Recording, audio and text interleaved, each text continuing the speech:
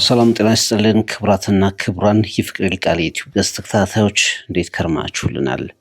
ሰሞኑን እንግዲህ የዓለም ዋንጫ የመጨረሻ ኃላፊዎቹን ለማወቅና የአሜሪካ የሜክሲኮና የካናዳ የዓለም እግር ኳስ ዋንጫ 2026 የዓለም እግር ኳስ ዋንጫ የመጨረሻ ተሳታፊዎችን ለመለየት ከፍተኛ ትንቅንቅ የሚጠብቁ ጨዋታዎችን እንመለከታለን።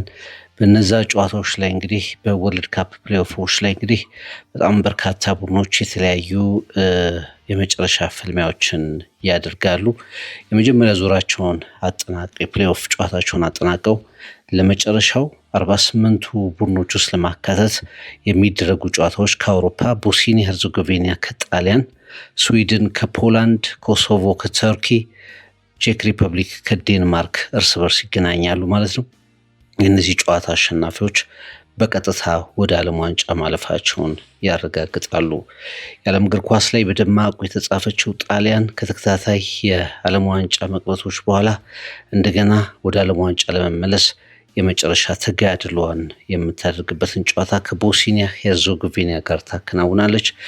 በቪክተር ዮኬሬሽ ሃትሪክ ታግዛ የመጀመሪያ የማጣሪያ ጨዋታዋን ያሸነፈችው ስዊድን ከፖላንድ ሮበርት ሌዋንዶቭስኪ ካላት ፖላንድ ጋር ጨዋታዋን ታከናውናለች። ኮሶቮ ከቱርኪ፣ ቼክ ሪፐብሊክ ከዴንማርክ እንደዚሁ ጨዋታቸውን ያከናውናሉ። የአፍሪካ የጥሎ ማለፍ ጨዋታዎችን ናይጄሪያ ካሜሩንን ከመሳሰሉ ቡድኖች ጋር ተፋልማ በመጨረሻ ከአፍሪካ ጎልታ የወጣችው ዲሞክራቲክ ሪፐብሊክ ኮንጎ ጃማይካ ትገጥማለች። ኢራቅ ከቦሊቪያ እንደዚሁ ጨዋታቸውን ያከናውናሉ። 6ቱ የፕሌይኦፍ ኃላፊዎች በዚህ መሰረት ጨዋታቸውን ያከናውናሉ ማለት ነው። የፕሌይኦፍ ጨዋታዎች ሲከናወኑ የክለብ ጨዋታዎች በአንጻሩ እረፍት ላይ ይሆናሉ። ምክንያቱም የዓለም ዋንጫ የማጣሪያ ጨዋታዎች፣ ኢንተርናሽናል ፍሬንድሊዎች እና ሌሎችም ውድዶች እረፍት በክለብ ውድዶች ላይ እረፍትን ያውጃሉ ማለት ነው። ዛሬ ወደምናነሳው ርዕሰ ጉዳይ በቀጥታ እናልፋለን። አሁን የኢንተርናሽናል የመርሃ ግብሮች ጨዋታዎች በተለያዩ ክለቦች ላይ በተለያዩ የእግር ኳስ ሊግ ደረጃዎች ላይ ለሚገኙ ክለቦች በከፍተኛ ሁኔታ አስጨናቂ ሆነው ያለፉ ሆነዋል። በምላሹም በተለይ እንዲህ አይነት ነገሮችን በጉጉት ከሚጠብቁ ክለቦች መካከል አርሰናል ላይ የደረሰው ወይም ደግሞ እየተሰማ ያለው ነገር ግን እጅግ አሳሳቢ ሆኗል። በተለምዶ ኢንተርናሽናል ብሬክ የተጫዋቾች ፖዝ የሚያደርጉበት መተንፈሻ የሚያገኙበት፣ ክለቦችም ለቀጣይ ጨዋታቸው ሀሳብ የሚያደራጁበት፣ ክፍተት ውስጥ ያሉ ክለቦች የበለጠ ተደራጅተው የሚመጡበት፣ የመጨረሻ ሙከራዎችን ለማድረግ የሚዘጋጁበት፣ በአንጻሩ ደግሞ በተቃራኒው አንዳንዴ ሪትም ውስጥ ያሉ በጥሩ ጉዞ ውስጥ ያሉ ክለቦች ደግሞ የሚጠሉት ምክንያቱም ያንን ሪትም ወጥነት ስለሚያፋልስ የሚጠሉት ሁኔታ እንደሆነ ይታወቃል። ለሚኬል አርቴታው አርሰናል በኢንተርናሽናል ጨዋታዎች ሰሞን ወደ ተለያዩ ብሔራዊ ቡድን ተጫዋቾች ከተላኩ ተጫዋቾቹ የተሰማው ዜና ግን እጅግ አስደንጋጭ እንደነበር እንግዲህ ሰሞኑን በተለያዩ መገናኛ ብዙሃን ተከታትላቸዋል። የተጫዋቾች ተከታታይ የጉዳት ዜናዎች እስከ 10 የሚደርሱ የአርሰናል ተጫዋቾች በጉዳት ምክንያት ከብሔራዊ ቡድናቸው እንዲገለሉ የተደረጉበትን ነገር ሰምተናል። ይሄ ለክለቡ ደጋፊዎች በከፍተኛ ሁኔታ አሳሳቢ ሆኖ የተገኘ ነው። አርሰናል በዚህ ሰዓት ፈጽሞ የተጨማሪ ተጫዋቾችን ጉዳት አይፈልግም። የመጨረሻውን የፕሪሚየር ሊግ፣ የቻምፒየንስ ሊግ፣ የኤፍኤ ካፕ ሙከራዎችን የሚያደርግበት የመጨረሻው ምዕራፍ ላይ በሚገኝበት ሰዓት ላይ ስለ አርሰናል ተጫዋቾች እየተሰማ ያለው ዜና በጣም አስደንጋጭ ነው። የመጨረሻው የማርቲን ዙቢሜንዲ ጉዳይ ነው። ቀስ በቀስ ነው የጀመረው። አንድ ተጫዋች እዚህ፣ አንድ ተጫዋች እዛ፣ የዚህ ብሔራዊ ቡድን ተጫዋች የአርሰናል ኮከብ ተጎዳ በሚሉ ቀስ ያሉ ዜናዎች ነበር የተጀመረው። ከዛ በኋላ ግን ቁጥሩ እየጨመረ የአርሰናል ተጫዋቾች ወሳኞቹ በሙሉ በሚባል ደረጃ የጉዳት ጉዳይ ያስተናገዱበት ሳምንት ነውና ደጋፊዎች ይህንን ዜና በቀላሉ ሊመለከቱት አልደፈሩም። ምክንያቱም የአንዳንዶቹ ጉዳት ምንም እንኳ በፍጥነት ወደ ጨዋታ ሊመልሳቸው እንደሚችል ቢገመትም ግን ተጫዋቾቹ ወደ ሜዳ ተመልሰው እስከሚያዩ ድረስ የአርሰናል ደጋፊዎች ይህንን ዜና በተለየ ጭንቀትና በተለየ ጉጉት ነው የሚጠብቁት። ማርቲን ዙቢሜንዲ እንግዲህ በአርሰናል የአማካይ ስፍራ ላይ በጣም ድንቅ ጊዜን አሳልፏል። ግን ይሄ ጉዳት ይሄ በጨዋታዎች ላይ የመገለል ነገር ሊመጣ እንደሚችል ፍንጭ የሚሰጡ ነገሮች ነበሩ። ምክንያቱም ሚኬል አርቴታ ይህንን ተጫዋች ኦልሞስት በጣም አስገራሚ በሆነ ሁኔታ በእያንዳንዱ ጨዋታ ላይ ይጠቀምበታል ማለት ይቻላል። በቂ ረፍት ካላገኙ የአርሰናል ኮከቦች መካከል አንዱ ነው። ከኢንተርናሽናል ዲዩቲ ስፔን ከምታደርጋቸው በኢንተርናሽናል ደረጃ ከምታከናውናቸው ጨዋታዎች በቀኝ ጉልበቱ ላይ በተሰማው ጉዳት ምክንያት በብሔራዊ ቡድን ውስጥ ሳይካተት መቅረቱ ይታወሳል። በእርግጥ ስለ ጉዳቱ የሚነገሩ ነገሮች ቀለል ያሉ ተደርገው ቢቆጠሩም ግን የመጨረሻው ነገር የሚታወቀው በኋላ ላይ አርሰናል ትልልቅ ጨዋታዎችን በሚጀምርበት ወቅት ነው ብሎ ማሰብ ይቻላል እና የዙቢሜንዲ የጉዳት ዜና በተለያዩ ሚዲያዎች ከተዘገበ በኋላ ምንድን ነው በአርሰናል እየተከሰተ ያለው? ምን አይነት የጉዳት ፓተርን ነው እየመጣ ያለው? የጉዳት ሂደት ነው እየመጣ ያለው? በተለይ የአርሰናል ተጫዋቾች በሙሉ በጣም ወሳኝ የሚባሉ ተጫዋቾች በሙሉ እንዴት በዚህ ልክ ከብሔራዊ ቡድኖቻቸው ሊርቁ ቻሉ የሚሉ ጥያቄዎች እየተነሱ ቆይተዋል። ቡካዮ ሳካ፣ ዴክላን ራይስ፣ ኖኒ ማዱኬ፣ ኤብሪቼ ኢዜ፣ ዊሊያም ሳሊባ፣ ጋብርኤል ማጋሊሽ፣ ሊያንድሮ ትሮሳርድ፣ ዩሊየን ቲምበር፣ ማርቲን ዙቢሜንዲ እነዚህ እያንዳንዱ ተጫዋች እያንዳንዱ ስም በጣም ትልቅ ስም እንደሆነ ይታወቃል። በጋራ ሲጠራ ደግሞ አርሰናል ማለት ነው። አርሰናል ከዚህ ውጪ ብዙ የለም። አርሰናል ከዚህ ውጪ ትንሽ ነው ማለት ይቻላል እና እነዚህ ሁሉ ተጫዋቾች ጉዳት አስተናግደዋል። በመስመር የሚጫወቱ ናቸው። የቡድኑ የጀርባ አጥንት ላይ ያሉ ተጫዋቾች ናቸው። የተከላካይ መስመሩ የክሬቲቪቲ ላይ እንደ አማራጭ የሚቆጠሩ ኮከቦች ሁሉ በጉዳት ዜናዎች ላይ መገኘታቸውና ስማቸው መዘርዘሩ በጣም በርካታ የአርሰናል ደጋፊዎችን በጭንቀት ውስጥ እንዲያልፉ አድርጓል ማለት ይቻላል። ሳካና ራይስ የአርሰናል ሊደሮች ናቸው እንደሚታወቀው። በእርግጥ የመጨረሻ አቋማቸው ላይ ሁለቱም ተጫዋቾች የአቋም መውረድ መቀነስ ቢታይባቸውም በተለይ ዴክላን ራይስ የአርሰናል ሁሉም ነገር ሞተር ነው ብሎ ማሰብ ይቻላል እና እሱም ከጉዳት ጋር ተያይዞ ስሙ መነሳቱ በጣም አስጨናቂ እንደሆነ መረዳት ይቻላል። ከእንግሊዝ ብሔራዊ ቡድን እንቅስቃሴ ውጭ የሆኑት ኮከቦች ማለት ነው። ዴክላን ራይስ ምን ማለት ነው ለአርሰናል ካልን ለአርሰናል ሁሉም ነገር የሆነ ተጫዋች ነው። ኖኒ ማዱኬ እንደዚሁ ትንሽ ጠንከር ያለ ግጭት ያጋጥመው ይመስላል። ለመቆምም ከብዶ ታይቷል በትሬኒንግ ሁኔታዎች ላይ እና ትንሽ ዘርዘር ያሉ ነገሮች በኖኒ ማዱኬ ጉዳት ላይ ያስፈልጋሉ የሚሉ ዘገባዎች ወጥተዋል። ኤብሪቼ ኢዜ እንደዚሁ ባለፈው የወሳኙ ጨዋታ የካራባው ካፕ የፍጻሜ ጨዋታ ከማንቸስተር ሲቲ የፍጻሜ ጨዋታ ጨምሮ ራቅ ብሎ ነበር እንደሚታወቀው። ነገር ግን በብሔራዊ ቡድን ደረጃ ማገግሞ መድረስ አልቻለም። ይሄ ጉዳት እንደገና ሊቀጥል ይችላል ተብሎ ይታሰባል። ከዛ ውጪ ብዙ ያልተነገረላቸው በመጨረሻ ደቂቃ ላይ ግን ከብሔራዊ ቡድናቸው ቀስ እያሉ የተለዩ በጉዳታቸው ምክንያት የተለዩ ተጫዋቾች እንደ ዊሊያም ሳሊባ፣ ጋብርኤል ማጋሊሽ፣ ትሮሳርድ፣ ቲምበር አይነት ተጫዋቾች ስሞቻቸው መነሳቱ እንደዚሁ በጣም አሳሳቢ ነገር ነበር ማለት ይቻላል። ሁሉም ግን ትሪትመንታቸውን እያከናወኑ ይገኛሉ። የአርሰናል አራቱም ፒላሮች ማለት በሚቻል ደረጃ ሳሊባ፣ ጋብርኤል፣ ቲምበር ራሱ ሂንካፔን ጨምሮ ዋናው ፒላሩ በጉዳት ስሙ የመነሳቱ ነገር እጅግ አስጨናቂ ነው ብሎ ማሰብ ይቻላል እና ሁሉም ከትሬኒንግ ቦታዎች ይልቅ ወደ ማገገሚያ ቦታዎች እንደተላኩ ዜናዎች እየወጡ ይገኛሉ። ከዛ ውጭ እንግዲህ አሁን በቅርቡ ስማቸው በዝርዝር ከወጡት ጉዳት ላይ ይገኛሉ ተብለው ከታሰቡት የአርሰናል ተጫዋቾች ባሻገር ማርቲን ኦዴጋርድ ከፌብሩዋሪ ጀምሮ በቡድን ውስጥ አልተካተተም። የአርሰናል የክሬቲቪቲ ጥያቄ በከፍተኛ ሁኔታ በሊጉም በቻምፒየንስ ሊጉም በከፍተኛ ሁኔታ በሚነሳበት በሁለቱም ዋንጫዎች በጠፋው ዋንጫ ወይም ደግሞ አርሰናሎች በማንቸስተር ሲቲ 2-0 በሆነ ውጤት ተሸንፈው ባጡት የካራባው ካፕ ዋንጫ ላይም የክሬቲቪቲ ጉዳይ ሲነሳ ኤዜ መጠነኛ ምላሽ እንዲሆን እንቅስቃሴዎች ተደርገው ነበር። ያንን ተመልክተን ነበር።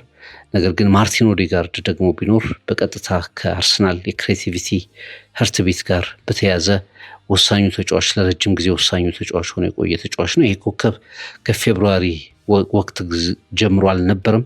ሚኬል ሜሪኖ ሌላኛው ለረጅም ጊዜ በአርሰናል በጉዳት ምክንያት በቦርኖስ ከማይካተቱ ተጫዋቾች መካከል አንዱ ነው። የአርሰናል ዴፕዝ፣ የአርሰናል ስቴቢሊቲ መረጋጋት ሚስጥር ተደርጎ ይነሱ ከነበሩ ጎል ሲጠፋ ከመቀመጫ ተነስተው ጎሎችን ከሚያስቆጥሩ በአማካይ ቦታ ላይ እንደዚሁ ሚና ሲሰጠው መጫወት የሚችል የሄዲንግ ኳሶች ላይ አማራጮች፣ የሴት ፒስ አማራጮች ላይ አደገኛ አማራጮች ከሚሆኑት መካከል የነበረው ሚኬል ሜሪኖ እንደዚሁ በጉዳት በከፍተኛ ጉዳት አማካይነት በአርሰናል የረጅም ጊዜ የአሰላለፍ ቅድ ውስጥ እንደሌለ ይታወቃልና አርሰናል አሁን ሮቴሽን በደንብ ተጫዋቾችን በሮቴሽን አለማጫወቱ ነው፣ ሕክምናው ነው ወይስ ምንድን ነው? ወይስ በጣም የአርሰናል የቲሙ የተጫዋቾች ጉዳት በጣም አሳሳቢ ደረጃ ላይ የመድረሱ ምክንያት ምንድን ነው የሚለው አነጋጋሪ ሆኗል። የኢንተርናሽናል ብሬክ ተጠናቁ ከኤፍኤ ካፕ በኋላ አርሰናል የፕሪሚየር ሊግ ጨዋታውን እስከሚያከናውንበት በተለይ ከበርንማውዝ ጋር በሜዳው እንዲሁም ደግሞ ቀጥሎ ከማንቸስተር ሲቲ እና ከኒውካስል ጋር የሚያደርጋቸውን ጨዋታዎች ተከትሎ በሚመጡ ጨዋታዎች ላይ የትኞቹ ተጫዋቾች ይደርሳሉ የሚለው ትልቅ ጥያቄ ሆኖ በአርሰናል ደጋፊዎች ዘንድ መነጋገሪያ ሆኗል።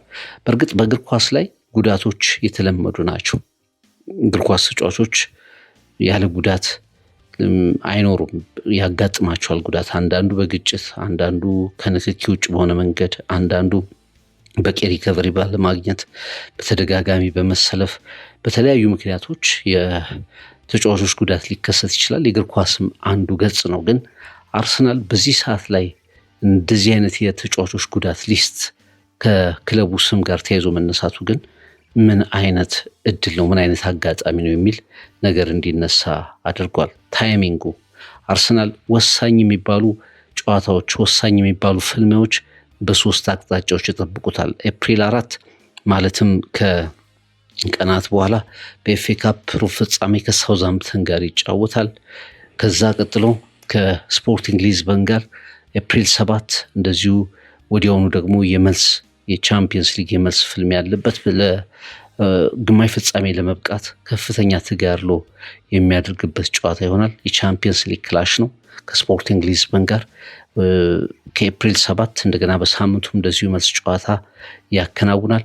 የፕሪሚየር ሊግ ተከታታይ ባትሎች ምናልባትም የዋንጫውን ጉዳይ ያረጋግጥባቸዋል ተብሎ የሚታሰቡና ወሳኝ ፍልሚያዎች በጣም በጉጉት የሚጠበቁ ወሳኝ ፍልሚያዎች በመጀመሪያ በኤምሬትስ ከበርንማውዝ ጋር፣ ከዛ ኤፕሪል 22 ላይ ወደ ኢታድ አቅንቶ ከማንቸስተር ሲቲ ጋር፣ እንዲሁም ደግሞ እንደገና ተመልሶ በኤምሬትስ ከኒውካስል ጋር እነዚህ ቡድኖች ጋር የሚያደርጋቸው ጨዋታዎች አርሰናልን ሲዝኑን ዲፋይን የሚያደርጉ ናቸው። ከስፖርቲንግ ሊዝበን ጋር ቀጥታ 4 ውስጥ ለመግባት እንዲሁም ደግሞ ከበርንማውዝ፣ ማንቸስተር ሲቲ እና ኒውካስል ጋር ከ22 ዓመታት በኋላ የፕሪሚየር ሊጉን ዋንጫ ለማንሳት የሚደረግ ትንቅንቅ ነው። ኤፍኤ ካፕ ኳርተር ፋይናል እንደዚሁ ከሳውዛምፕተን ጋር ወሳኝ ጨዋታ ነው። በኤፕሪል 4 የሚደረግ ጨዋታ ነው እና በእነዚህ ወሳኝ ጉዳዮች ላይ የተጫዋቾች ጉዳት፣ ቶሎ የመመለስ ያለመመለስ ጉዳይ ትልቅ መነጋገሪያ ሆኖ እየተገኘ ይገኛል። አርቴታ ይህንን ቡድን ከገነባበት ጊዜ ጀምሮ ለ4 ዋንጫዎች እንዲጫወት አድርጎታል። ለማሸነፍ በጣም ከባድ ቡድን እንዲሆን አድርጎታል። ብዙ ጥያቄዎች ቢነሱበትም በተለይ በአጫወቱና በማጥቃት እንቅስቃሴ ውስጥ ብዙ ጥያቄዎች ቢነሱበትም ግን ጎሎችን አብዝቶ የሚያስቆጥር መከላከሉ በጣም ድንቅ የሆነ ቡድን፣ ወጥነት ጥያቄዎች የማይሆኑበት ከሽንፈት በኋላ ቶሎ ሪከቨር የሚያደርግ ቡድን ሰርቶ ለ4ቱም ዋንጫዎች እየተፋለመ እስከ ቅርብ ጊዜ ድረስ እዚህ ደርሷል። 4ኛውን ዋንጫ አንዱን ዋንጫ ከ4ቱ መካከል የካራባው ካፑን በማንቸስተር ሲቲ ተነጥቋል። ከዛ ጨዋታ በኋላ እንግዲህ የመጨረሻው የክለብ ጨዋታ ትውስታ ይሄ ነው። አርሰናል ደጋፊዎቹ በጣም ያዘኑበት ጨዋታ እንደነበር እናስታውሳለን። የሚኬል አርቴታ ጨዋታ ጥያቄ ውስጥ የወደቀበት እንደነበር እናስታውሳለን።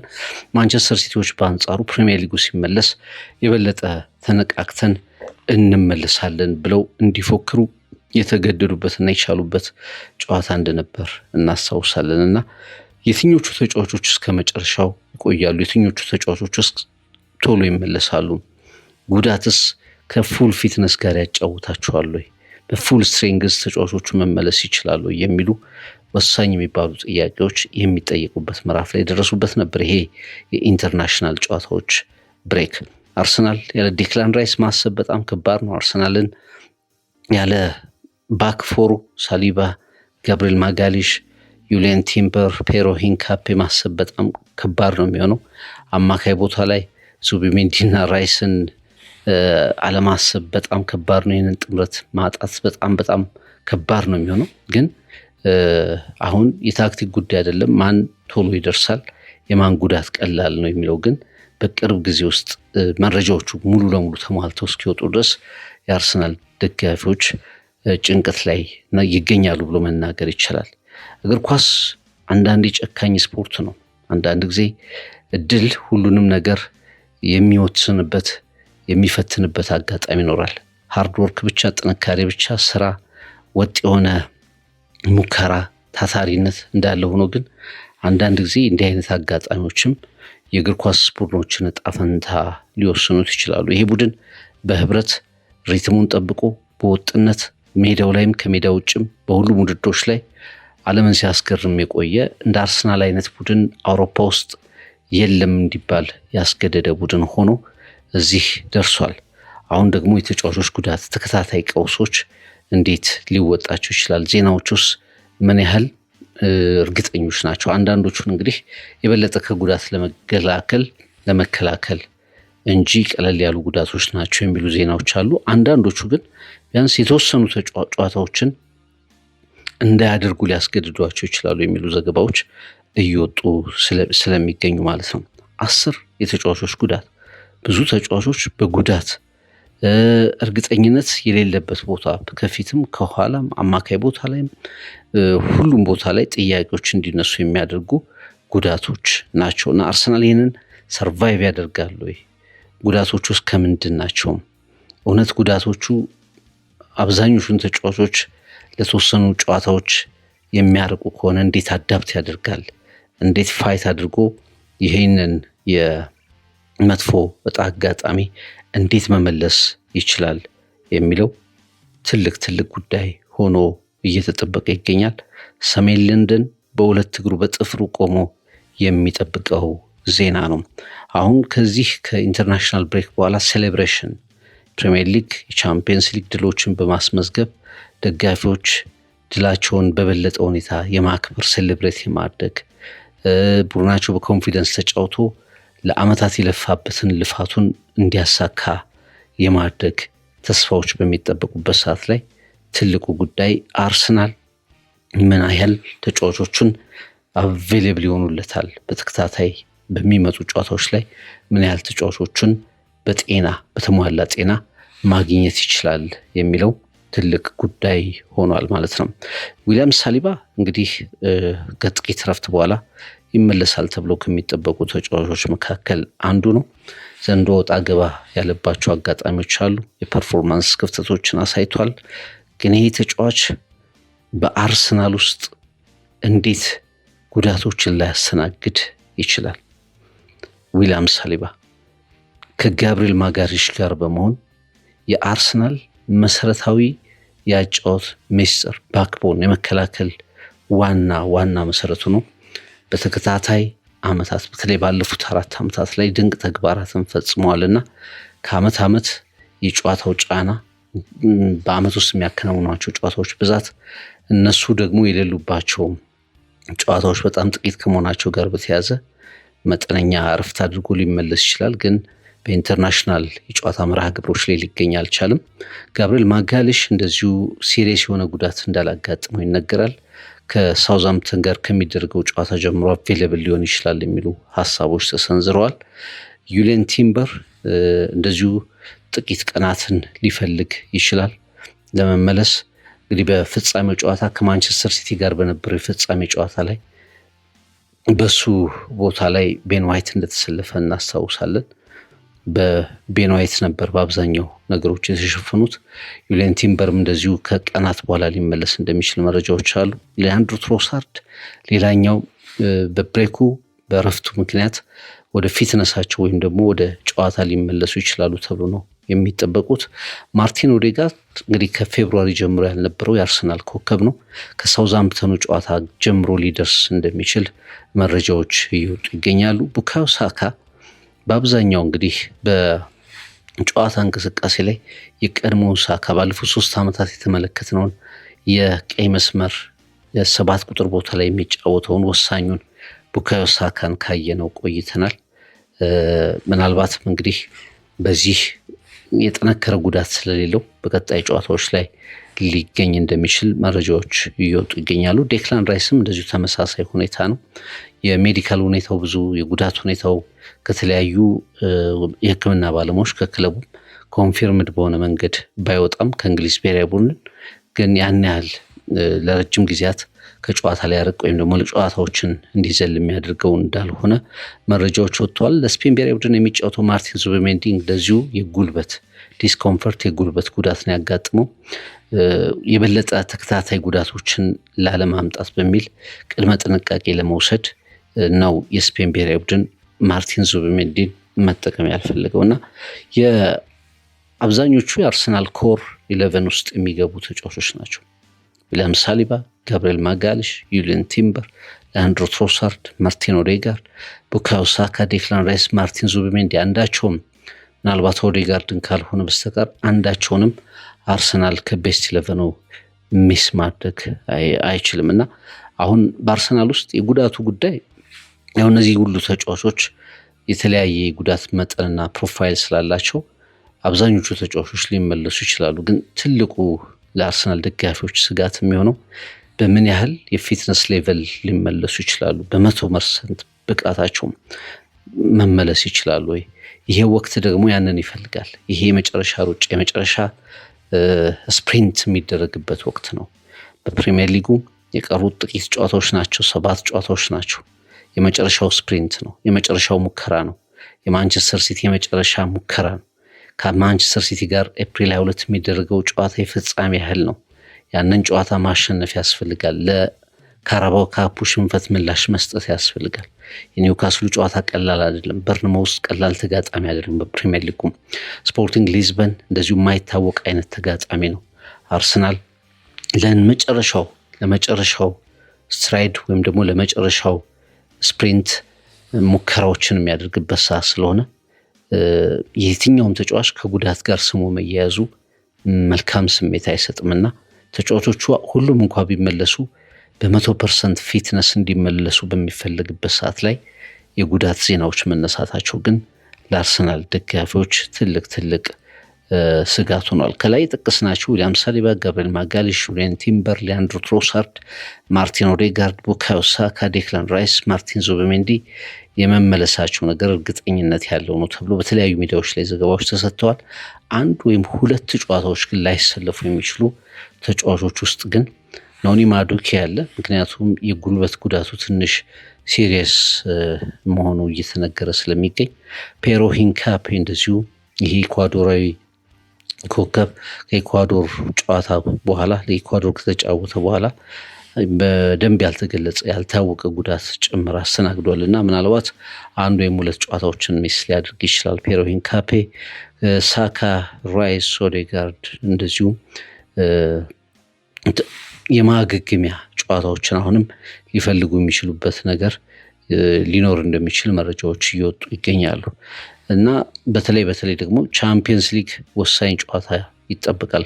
ከኤፍኤ ካፑ ውጪ በቻምፒየንስ ሊግ ወሳኝ ጨዋታ አለና ሚካኤል አርቴታ የትኛውም ጉዳት ያለበትን ተጫዋች ሪስኩ ስላለመክተት በቻምፒየንስ ሊጉ ወሳኝ ምዕራፎች ኳርተር ፋይናል፣ ሰሚ ፋይናል፣ ፍጻሜ ላይ አርሰናል የሚደርስ ከሆነ በጣም ወሳኝ የሚባሉ ተጫዋቾችን ላለማጣት በወሳኝ ምሽቶች ላይ ወሳኝ የሚባሉ ተጫዋቾችን ላለማጣት ሲባል የተወሰኑ ተጫዋቾች ጨዋታ ሊዘላቸው እንደሚችል መረጃዎች እየወጡ ይገኛሉ። ኤብሪቼ ኢዜ ኦልሬዲ ለሳምንታት እንደሚርቅ ይጠበቃል። በጉዳት ያው የተወሰኑ ጨዋታዎች እንደሚያመልጡት ይጠበቃል።